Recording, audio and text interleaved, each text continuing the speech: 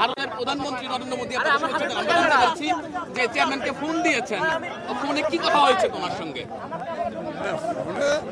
অভিনন্দন জানিয়েছেন, ওনার টুইটার দেখেছেন, অভিনন্দন জানিয়েছেন।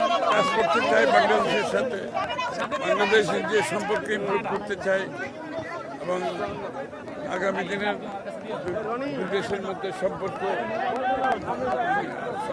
আরো শক্তিশালী করতে চাই। জেনারেল কথাবার্তা, এরকম স্পেসিফিক কোনো কিছু। আগামী মন্ত্রিসভা নিয়ে কোনো আলোচনা হয়েছে না আপনাদের বৈঠকে? মন্ত্রিসভা নিয়ে কোনো আলোচনা হয়।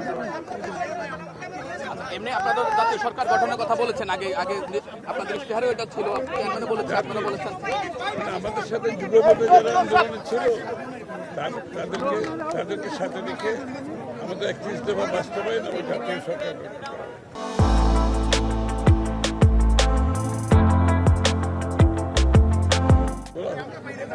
আচ্ছা, এই যে আপনাদের যে গণতান্ত্রিক বিজয় বলা, আপনারা নেতারাও বলেছেন জনতার বিজয়, গণতন্ত্রের বিজয়, দীর্ঘ প্রতিবাদ বিরোধী আন্দোলন পর আপনাদের লড়াই সংগ্রামের যে প্রত্যাশা সেটা পূরণ হয়েছে।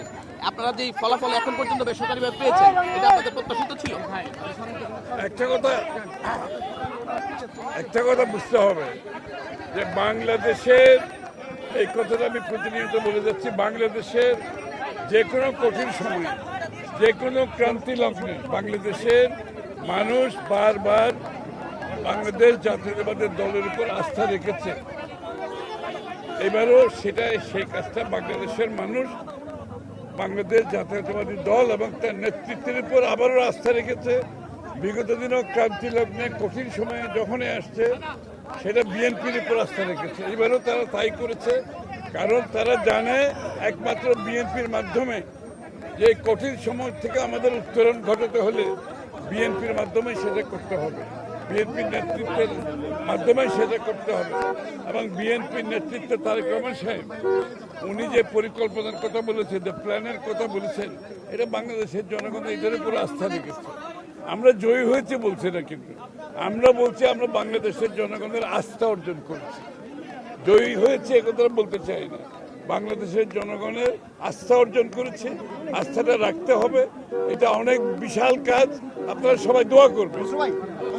একটা বিষয়, সংসদে যারা বিরোধী দল হবে, আমরা দেখি অন্যান্য সময় বিরোধী দল সরকারি দলের বিরুদ্ধে নানান ধরনের কর্মকাণ্ড করে, এইবার আপনারা বিরোধী দল আপনাদের আহ্বান কি থাকবে যারা হবে?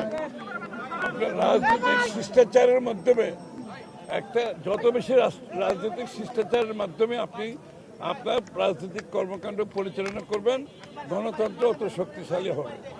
এবং আমরা যে গণতন্ত্র, বাংলাদেশের মানুষের রাজনৈতিক সাংবিধানিক গণতান্ত্রিক অধিকারের কথা বলছি, সেটা রাজনৈতিক শিষ্টাচার অত্যন্ত গুরুত্বপূর্ণ। সেটার ক্ষেত্রে সেটা সংসদের ভিতরে হোক আর বাইরে হোক। প্রতিবেশী দেশ সহ অন্যান্য দেশের সঙ্গে বিএনপির আগামী সম্পর্কটা কেমন হবে? এটা বিগত দিনে সবসময় ছিল বিএনপির। আমরা কোনো কান্ট্রি সেন্ট্রিক, কোনো দেশ কেন্দ্রিক আমাদের কোনো পররাষ্ট্রনীতি নাই। আমাদের পররাষ্ট্রনীতি সব দেশের সাথে, বাংলাদেশের মানুষের সাথে, বাংলাদেশের সাথে, এবং কোনো কান্ট্রি সেন্ট্রিক, কোনো দেশ কেন্দ্রিক আমাদের কোনো পররাষ্ট্রনীতি নাই।